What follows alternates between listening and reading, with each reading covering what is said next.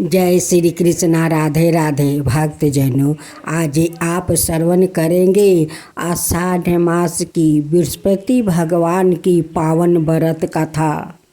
इस माह में आप लोग जरूर सुने बृहस्पति भगवान की पावन व्रत कथा। इसे सुनने से आपका सारे मनोकामना पूर्ण हो जाएंगे। बृहस्पति बार का जो लोग बृहस्पति देव के श्रद्धा भक्ति से कथा सुनते हैं, उस पर बृहस्पति देव प्रसन्न हो जाते हैं। बृहस्पति देव की जय हो, बृहस्पति देव की जय हो। प्राचीन समय की बात है, एक नगर में एक बड़ा व्यापारी रहता है। वो जहाजों में माल लाद कर दूसरे शहरों में भेजा करता है। वो जिस प्रकार अधिक धन कमाता है, उसी प्रकार जी खोलकर दान भी करता है। परंतु उसकी पत्नी अत्यंत कंजूस है। वो किसी को एक डमरी भी नहीं देने देती है। एक बार सेठ जब दूसरे देश में व्यापार करने गया, तो पीछे से बृहस्पति देव ने साधु भेष में उसकी पत्नी से भिक्षा मांगने आई। व्यापारी की पत्नी बृहस्पति देव से बोली, हे साधु महाराज, मैं इस दान और पुण्य से तंग आ गई हूँ। आप कोई उपाय बताइए जिससे मेरा सारा धन नष्ट हो जाए और मैं आराम से रह सकूं। मैं यह धन लुटाता हुआ नहीं देख सकती। बृहस्पति देव ने कहा, हे देवी, तुम बड़ी विचित्र हो। संतान और धन से कोई दुखी होता है। अगर अधिक धन है तो इसे शुभ कामों में लगाया करो। कुंवारी कन्याओं का विवाह करवाओ, विद्यालय और बाग बगीचा का निर्माण करवाओ। ऐसे पुण्य कार्य करने से तुम्हारा लोक परलोक सार्थक हो सकता है। परंतु साधु की इन बातों से व्यापारी की पत्नी को खुशी नहीं हुई। उसने कहा, मुझे ऐसा धन की आवश्यकता नहीं है जिसे मैं दान दूं। तब बृहस्पति देव बोले, यदि तुम्हारी ऐसी इच्छा है तो तुम एक उपाय करना। 7 बृहस्पति बार घर को गोबर से लिपना, अपने केश को पीली मिट्टी से धोना, केशों को धोते समय स्नान करना, व्यापारी से हजामत बनाने को कहना, भोजन में मांस मदिरा खाना, कपड़े अपने घर धोना। ऐसे करने से तुम्हारा सारा धन नष्ट हो जाएगा। इतना कहकर बृहस्पति देव अंतर्ध्यान हो गए। व्यापारी की पत्नी ने बृहस्पति देव के कहे अनुसार 7 बृहस्पति बार वैसा ही करने का निश्चय किया। केवल 3 बृहस्पति बार बीते थे कि उसी समस्त धन संपत्ति नष्ट हो गई और वो परलोक सिधार गई। जब व्यापारी वापस आया तो उसने देखा कि उसका सब कुछ नष्ट हो चुका है। उस व्यापारी ने अपनी पुत्री को संताना दी और दूसरे नगर में जाकर बस गया। वहाँ वो जंगल से लकड़ी काट कर लाता और शहर में बेचता। इस तरह वो अपना जीवन बिताने लगे। एक दिन उसकी पुत्री ने दही खाने की इच्छा प्रकट की, लेकिन व्यापारी के पास दही खरीदने के पैसा नहीं थे। वो अपनी पुत्री को आश्वासन देकर जंगल में लकड़ी काटने चला गया। वहाँ एक वृक्ष के नीचे बैठे अपनी पूर्व दशा पर विचार कर रोने लगा। उस समय बृहस्पति बार था। तभी वहाँ बृहस्पति देव साधु के रूप में सेठ के पास आए और बोले, हे मनुष्य, तू इस जंगल में किस चिंता में बैठा है? तब व्यापारी बोला, हे महाराज, आप सब कुछ जानते हैं। इतना कहकर व्यापारी अपनी कहानी सुनाकर रो पड़ा। बृहस्पति देव बोले, देखो बेटा, तुम्हारी पत्नी ने बृहस्पति देव का अपमान किया है, इसी कारण तुम्हारा यह हाल हुआ है। लेकिन अब तुम किसी प्रकार की चिंता मत करो। तुम गुरुवार के दिन बृहस्पति देव का पाठ करो। 2 पैसे के चने और गुड़ को लेकर जल के लोटे में शक्कर डालकर वो अमृत और प्रसाद अपने परिवार के सदस्यों और कथा सुनने वालों में बांट दो। सवाए भी प्रसाद और चरण मृत लो, भगवान तुम्हारा अवश्य कल्याण करेंगे। साधु की बात सुनकर व्यापारी बोला, महाराज, मुझे तो इतना भी नहीं बचता है कि मैं अपनी पुत्री को दही लाकर दे सकूं। इस पर साधु जी बोले, तुम लकड़ियां शहर में बेचने जाना। तुम्हें लकड़ियों के दाम पहले से चौगुने मिलेंगे, जिससे तुम्हारे सारे कार्य सिद्ध हो जाएगा। उसने लकड़ियां काटी और शहर में बेचने के लिए चल पड़ा। उसकी लकड़ियां अच्छे दाम में बिक गई, जिसे उसने अपनी पुत्री के लिए दही लिया और गुरुवार की कथा हेतु चना गुड़ लेकर कथा की और प्रसाद बांट कर सवाए भी खाया। उसी दिन से उसकी सभी कठिनाइयां दूर होने लगी। परंतु अगले बृहस्पतिवार को वो कथा करना भूल गया। अगले दिन वहां के राजा ने एक बड़े यज्ञ का आयोजन कर पूरे नगर के लोगों के लिए भोजन का आयोजन किया है। राजा की आज्ञा अनुसार पूरा नगर राजा के महल में भोजन करने गया, लेकिन व्यापारी वो उसकी पुत्री तनिक विलंब से पहुँचे। अंत उन्हों दोनों को राजा ने महल में ले जाकर भोजन करवाया। जब वो दोनों लौट कर आए, तभी रानी ने देखा कि उसकी खूंटी पर टांगा हार गायब है। रानी को व्यापारी और उसकी पुत्री पर संदेह हुआ कि उसका हार उन दोनों ने ही चुराया है। राजा की आज्ञा से उन दोनों को कारावास की कोठरी में कैद कर दिया गया। कैद में पड़कर दोनों अत्यंत दुखी हुए।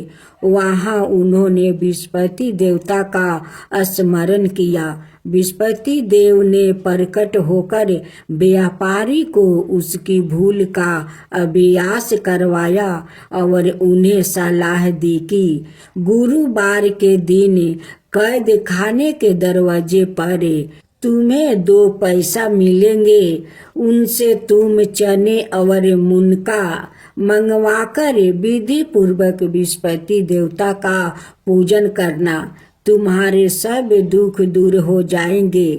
बृहस्पतिवार को कैद खाने के दरवाजे पर उन्हें 2 पैसे मिले।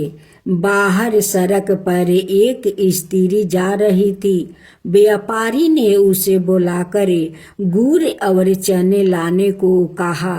इस पर वो स्त्री बोली, मैं अपनी बहू के लिए गहने लेने जा रही हूँ, मेरे पास समय नहीं है।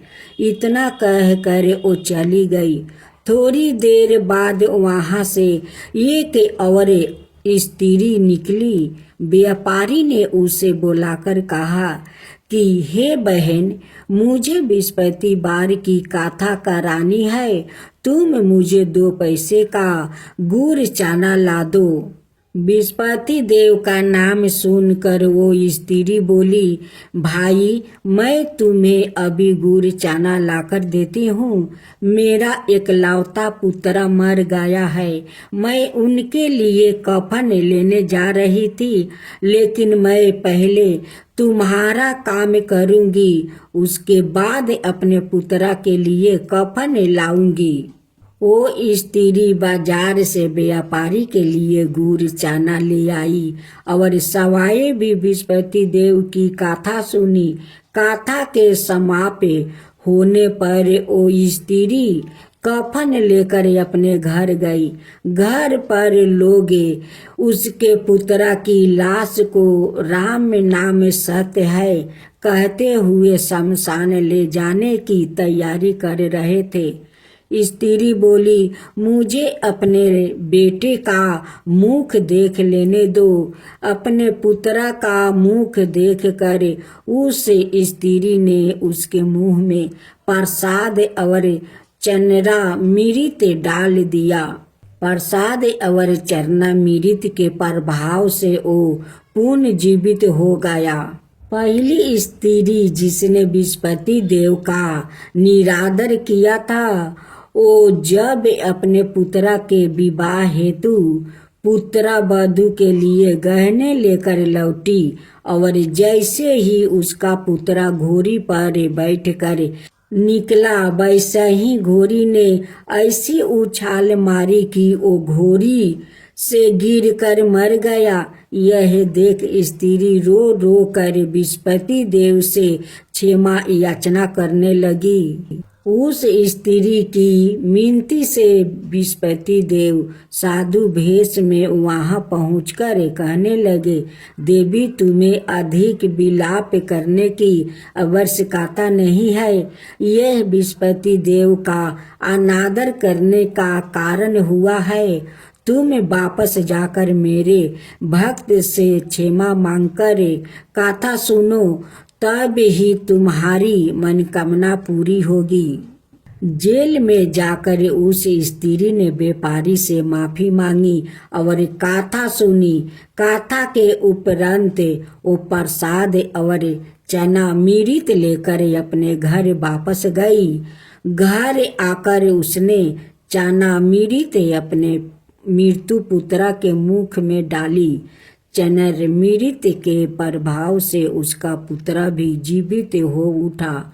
उसी रात बृहस्पति देव राजा के सपने में आया और बोले, हे राजन, तुम जिस व्यापारी और उसके पुत्री को जेल में कैद कर रखा है वो बिल्कुल निर्दोष है। तुम्हारी रानी का हार वही खूंटी पर टांगा है। दिन निकला तो राजा रानी ने हार खूंटी पर लटका हुआ देखकर राजा ने उस व्यापारी और उसकी पुत्री को रिहा कर दिया और उन्हें आधे राज्य देकर उसकी पुत्री का विवाह ऊंचे कुल में करवाकर दहेज में हीरे जवाहरात दिया। ओम जय बृहस्पति देवा, जय बृहस्पति देवा, चीनी चीनी भोग लगाऊं के दली फल मेवा। ओम जय बृहस्पति देवा, जय बृहस्पति देवा। तुम पुराण परिमत माँ तुम अंतर्यामी, जगत पिता जगदीश्वर तुम ही सबके स्वामी। ओम जय बृहस्पति देवा, जय बृहस्पति देवा। चरणामृत निज निर्मल सबके पातक हरता, सकल मनोरथ दायक कृपा करो भक्तो। ओम जय बृहस्पति देवा, जय बृहस्पति देवा। तन मन धन अर्पण कर जो जन शरण पारे, प्रभु प्रकट तब हो करे, आकर दुआरे खरे। ओम जय विस्पति देवा, जय विस्पति देवा। दीन दयाल दया निधि, भक्तन हितकारी, पापी दोष सब हरता, भाव बंधन हारी। ओम जय विस्पति देवा, जय विस्पति देवा। सकल मनोरथ दायक सब संशय हरो, विषय विकार मिटाओ संतन सुखकारी। ओम जय विस्पति देवा, जय विस्पति देवा। जो कोई आरती तेरी प्रेम सहित गावे, जेठाय नंदय नंदन कर सो निश्चय पावे। ओम जय विस्पति देवा, जय विस्पति देवा। सब मिलकर बोलो विस्पति भगवान की जय, विस्पति देव की जय। एक गरीब ब्राह्मण और ब्राह्मणी की एक कहानी है। एक गांव में एक गरीब ब्राह्मण ब्राह्मणी अपना 2 बच्चों के साथ रहा करते थे, लेकिन ब्राह्मण बहुत गरीब थे। वो भिक्षा मांगने तो जाते थे, लेकिन सावा शेर से उन्हें बेसी भिक्षा कभी नहीं मिलता।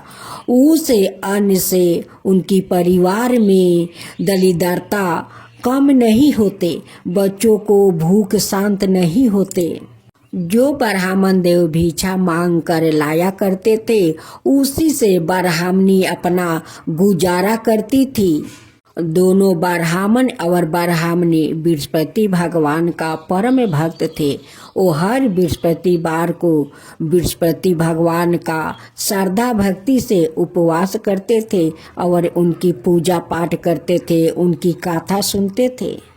एक शहर में एक दानवीर राजा रहता था।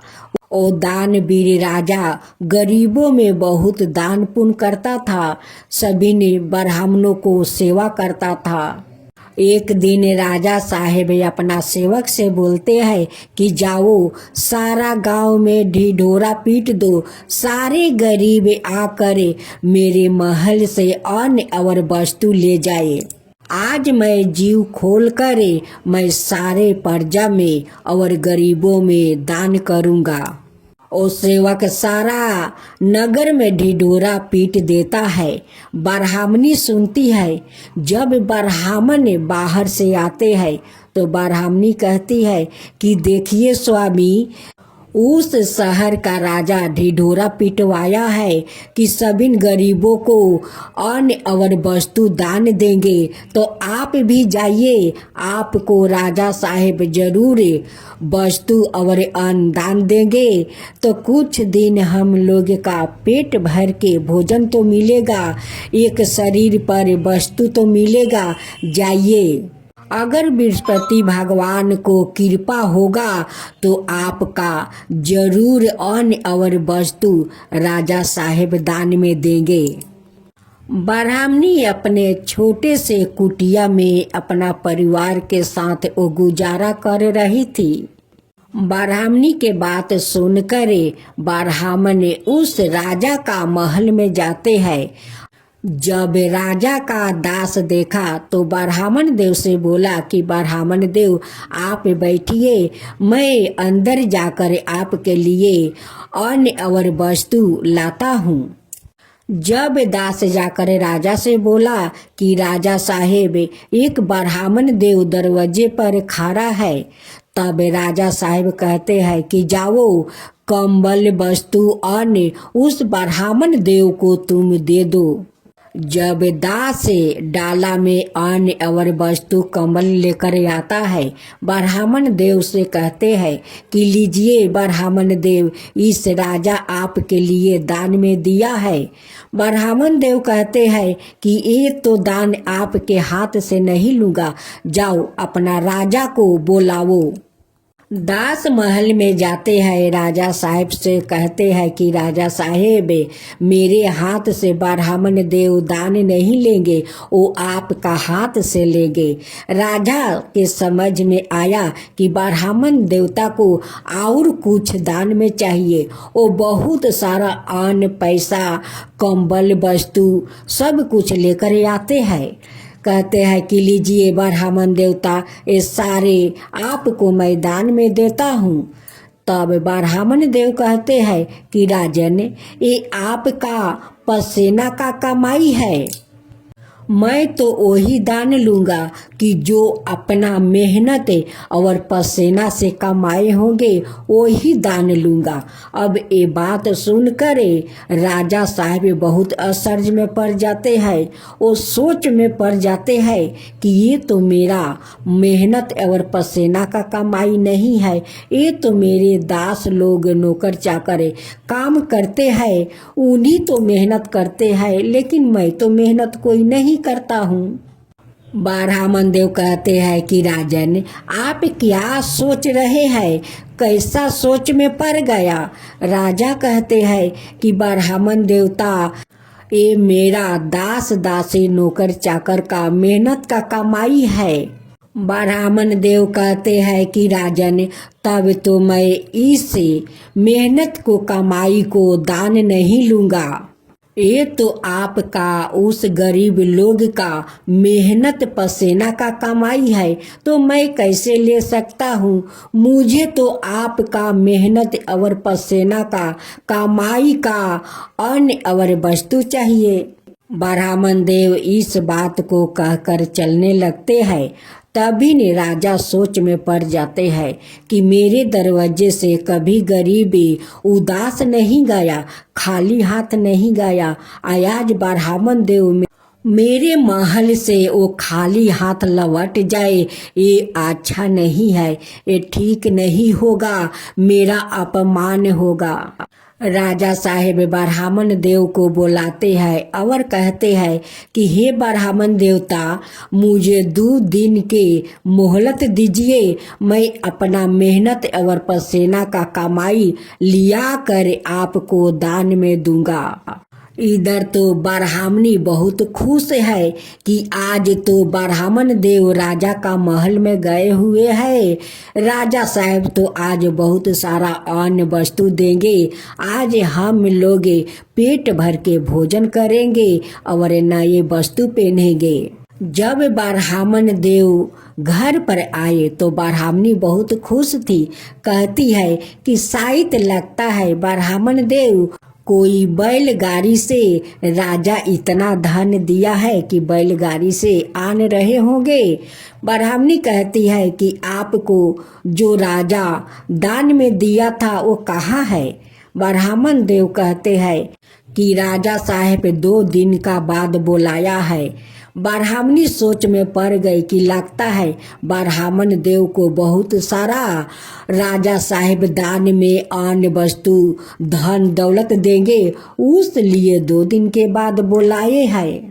अब तो राजा साहेब एक किसान का भेष धारण करते हैं, माथे पर गमछा बांधते हैं।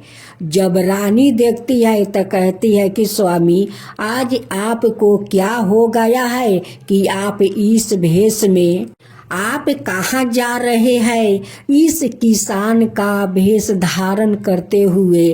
तब राजा उस ब्राह्मण के कहे हुए सारे बात अपना रानी से बताते हैं। सारे बात रानी सुन लेती है और सुनने के बाद कहती है कि स्वामी 2 मिनट रुक जाइए। वो रानी महल में जाती है, वो भी एक पुराना साड़ी पहन लेती है, एक किसान का पत्नी साज लेती है और आकर कहती है कि स्वामी, आप अकेला क्यों जाएंगे, आपके साथ मैं भी चलूँगी और मेहनत भी करूँगी। राजा का महल में एक राजा हंस था, जो रोज राजा उस हंस को मोती खिलाया करते थे। जब हंस को मोती खिलाया करता था तभी राजा खुद जाकर वो भोजन करते थे। जब तक राजा साहेब उस हंस का मोती नहीं खिलाते तब तक वो भोजन नहीं करते थे। राजा और रानी महल से निकल जाते हैं और चलते चलते एक गांव में पहुंच जाते हैं, जहां एक बरही का घर था। उस बरही गोरू गाड़ी का चाका बनाता था। वहाँ पर राजा और रानी जाकर कहते हैं कि भाई मुझे कुछ काम मिलेगा, और उस बरही का नौकर का जरूरत था। रानी कहती है कि भैया मुझे भी काम दीजिए, मैं भी काम करूंगी। बरही राजा साहेब को हाथ में एक करात धराते हैं और कहते हैं कि उस काठ को चिराई करना होगा और उस काठ से गोरू गाड़ी का चाका बनाना होगा। रानी कहती है कि भाई मैं कौन सा काम करूं? बरही कहता है कि बहन उस लोहा को जो रिंग है उस पर तुम्हें भट्टी लगाना है, वो लोहा को लाल करना है। जब लाल हो जाएगा तो इस गोरू गाड़ी का इस चाका पर वो लोहा को चढ़ाना होगा। राजा और रानी कभी अपना महल में हाथ से भोजन नहीं किए। वो सोना का थाल में और सोने के चम्मच से वो भोजन किया करते थे। उनकी तो नरम नरम कलाई था और उन्हें जाकर बरही के घर में वो लोहा गर्म करना पड़ा। राजा को काठ चिराई करके गोरू गाड़ी का चाका बनाना पड़ा। बरही कहता है कि भाई देखो तुम दोनों को मैं ज़्यादा पैसा नहीं दूंगा। राजा कहते हैं कि जो भी दीजिए वही मेरा मंजूर होगा। राजा और रानी कड़ी से कड़ी दोनों मेहनत करने लगते हैं। सुबह से शाम तक दोनों बहुत मेहनत करते हैं। मेहनत करते करते रानी का हाथ में छाला पड़ जाते हैं, राजा का हाथ में छाला पड़ जाते हैं, गोर में ठोसा पड़ जाता है, रानी के हाथ जल जाते हैं।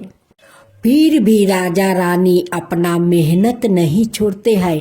उस बरही का घर में मन लगा कर दोनों काम करते हैं। काम करते करते 2 दिन बीत गया। तब राजा और रानी कहते हैं कि भाई हम दोनों तो बहुत मेहनत लगन से आपका घर में काम किया है। बरही कहता है कि हाँ आप दोनों मेहनत और पसीना बहाकर काम किया है तो मैं ज़्यादा पैसा तो नहीं दूंगा। जब शाम हो गया तो दोनों अपने महल लौटने के लिए तैयार हो गया। बरही दोनों को 4-4 पैसा देते हैं। राजा हाथ पसार कर वो 4-4 पैसे ले लेते हैं। जो भी पैसा है ये हमारा मेहनत और पसीने का पैसा है। राजा और रानी अपना दरबार में लौट आते हैं और अपना दास को कहते हैं कि जाओ उस ब्राह्मण देव को बुला कर बहुत श्रद्धा प्रेम से ले आओ। दास उस ब्राह्मण को घर जाते हैं और ब्राह्मण देव को साथ में बुलाकर लेकर महल में जाते हैं। जब राजा उस ब्राह्मण देव को हाथ में 4 पैसे दिए, ब्राह्मण उस पैसा को लेकर खुशी से अपना घर लौट आए। इधर तो ब्राह्मणी खुशी का उनका ठिकाना नहीं है कि आज तो राजा बहुत सारा बैलगाड़ी में लाद कर धन देंगे, उस लिए तो 2 दिन के बाद बुलाए हैं। जब ब्राह्मण देव घर लौटे तो ब्राह्मणी रास्ते में निकल कर देखती है कि कहीं ब्राह्मण देव बैलगाड़ी से तो सारा धन नहीं ले आते हैं। ब्राह्मणी कहती है कि ब्राह्मण देव राजा साहेब को वो धन दिया हुआ कहाँ है? ब्राह्मण देव उस 4 पैसे ब्राह्मणी को हाथ में दे देते हैं। ब्राह्मणी तो उस 4 पैसे को देखकर बहुत गुस्सा हो जाती है। कहती है कि राजा साहब आपको 2 दिन के बाद बुलाए थे, ये 4 पैसा दान देने के लिए। वो पैसा ले जाकर अकेला का पौधे के जड़ में फेंक देती है। वो 4 पैसा केले के पौधे से वो मिट्टी में दब जाता है। एक दिन वो 4 पैसे से 4 पौधा निकलता है। वो चारों पौधा धीरे धीरे बड़ा हो जाता है और उस पौधा में बहुत सुंदर सुंदर बड़े बड़े फल धर लेता है। उस फल पाक जाता है तो उस फल के अंदर से बहुत सारा मोती गिर पड़ता है। एक दिन ब्राह्मण देव उस केले के पास जाते हैं तो देखते हैं कि केले के नीचे तो बहुत सारा ये चमकते हुए मोती बिखरा हुआ है। ब्राह्मण देव उस 4 पौधे को देखकर बहुत आश्चर्य में पड़ जाते हैं कि इस पौधे में इतना सुंदर सुंदर फल है और फल के अंदर इतना सारा मोती है। लेकिन ब्राह्मणी को तो पता नहीं था कि ये सारा मोती है। वो सारे मोती को बिटोर कर रखती है। एक रोज उनके दरवाजे पर सब्जी वाला आती है और उन्हें मोती देकर और सब्जी लेती है। ब्राह्मण देव का भी पता नहीं था कि इस मोती क्या होता है, ये चमकते हुए मोती का क्या कीमत है। इसके बारे में ब्राह्मण देव को कुछ पता नहीं था और नहीं ब्राह्मणी को पता था। ब्राह्मणी रोज के तरह उस मोती को बिटोर कर रखती है और रोज सब्जी वाली आती है और उसे मोती देकर और सब्जी ले लेती है। लेकिन सब्जी वाली तो बहुत चालाक थी। वो तो समझ गई कि ये तो मोती है, ये मोती देकर रोज मुझसे वो सब्जी लेती है। एक दिन ब्राह्मण देव कहते हैं कि राजा साहिब का महल में एक हंस है जो रोज उन्हें मोती खिलाते हैं। वो जब तक हंस को मोती नहीं खिलाते तब तक राजा साहिब भोजन नहीं करते हैं। बहुत सारा मोती बिटोर कर ब्राह्मण झोली में भर लेते हैं और उस राजा को दरबार में जाते हैं कि जाकर मैं राजा को ये मोती दी आऊं। राजा का घर में एक दास था जो बहुत बेईमान था, लेकिन राजा का पता नहीं था। जब राजा बाहर में राजा रानी मेहनत करने चले गए, 2 दिन में उस दास ने सारा राजा का धन संपत्ति अपना घर में भर लिया और राजा का महल कंगाल बना दिया।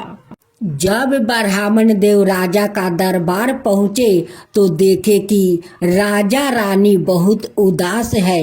राजा उदास होकर बैठे हैं। तब ब्राह्मण देव उस राजा से कहते हैं कि राजा साहेब आप उदास क्यों बैठे हो। तब राजा साहब के आँख में आंसू भर आता है और अपना सारे पीरतंते उस ब्राह्मण से कहते हैं। ब्राह्मण देव सुनकर बहुत दुखी हुआ और कहने लगा कि राजन देखिए, ये मेरे झोले में बहुत सारा मोती है, ये मोती अपना हंस को खिला दीजिए। आप तो हंस का मोती खिलाए बिना आप भोजन नहीं करते हैं, लीजिए इस मोती को खिला दीजिए। उस मोती को देखकर राजा कहने लगे कि ब्राह्मण देवता आपके पास इतना सारा मोती कहाँ से आया। ब्राह्मण देव कहते हैं कि मुझे पता नहीं है राजन, मेरे केले के पेड़ के पास 4 पौधा है, उस पौधा में एक फल है और फल के अंदर एक मोती है। राजा साहब कहते हैं कि ब्राह्मण देवता मुझे उस पौधा को दिखाएंगे। ब्राह्मण देव कहते हैं कि क्यों नहीं राजन, चलिए मेरे साथ चलिए, मैं आपको उस 4 पौधे को दिखाता हूँ। ब्राह्मण देव उस राजा को अपना साथ ले आते हैं और उस 4 पौधों को दिखाते हैं। वो पौधा को देखकर राजा भी आश्चर्य में पड़ जाते हैं और कहते हैं कि ब्राह्मण देव, इसे खोदाई करना चाहिए और देखना चाहिए इस पौधा का रहस्य क्या है कि इतना चमत्कारी है। इस चमत्कारी रहस्य को देखना जरूरी है। अब तो वहाँ पर ब्राह्मण देव मिट्टी खोदवाई शुरू कर देते हैं। खोदते खोदते बहुत नीचे जाते हैं। वहाँ पर ब्राह्मण देव और राजा क्या देखते हैं कि बृहस्पति भगवान वहीं पर सोए हुए हैं और वहाँ पर से 4 पैसे से ये चमत्कारी ये पौधा निकला है। ब्राह्मण देव और राजा दोनों वो बृहस्पति भगवान को हाथ जोड़कर नमन करते हैं और बृहस्पति भगवान से पूछते हैं कि भगवान, ये 4 पौधों का रहस्य क्या है। तब बृहस्पति भगवान राजा और ब्राह्मण से कहते हैं, बृहस्पति भगवान राजा से कहते हैं कि राजन, ये 4 पैसे को देखते हो, एक दिन ये 4 पैसा आप मेहनत और पसीना बहाकर आप दोनों पति और पत्नी मेहनत करके ये 4 पैसा कमाया था और उस पैसा को आप दोनों ब्राह्मण को दिए थे। ब्राह्मण अपना ब्राह्मणी को दिए थे। ब्राह्मणी इस केले के पौधे के जड़ में वो फेंक दी थी। आज उसी 4 पैसे के ये 4 पौधा है। और देखिए राजन, जो मेहनत का कमाई में सुख मिलता है वो बैठ कर औरों के कमाई में सुख नहीं मिलता है। राजन, देखिए आपका ये मेहनत का 4 पैसा है। ये 4 पैसा में देखिए ये कितना चमत्कार हुआ है। तो यही है मेहनत के कमाई का पैसा। जो अपना मेहनत में सुख मिलता है राजन, वो और के कमाई में नहीं मिलता है। राजा हाथ जोड़ कर कहते हैं कि भगवान, मेरा आँख तो खुल गया। मैं समझ गया कि मेहनत का कमाई में जो सुख मिलता है, सगुन मिलता है, वो औरों को कमाई में नहीं मिलता है।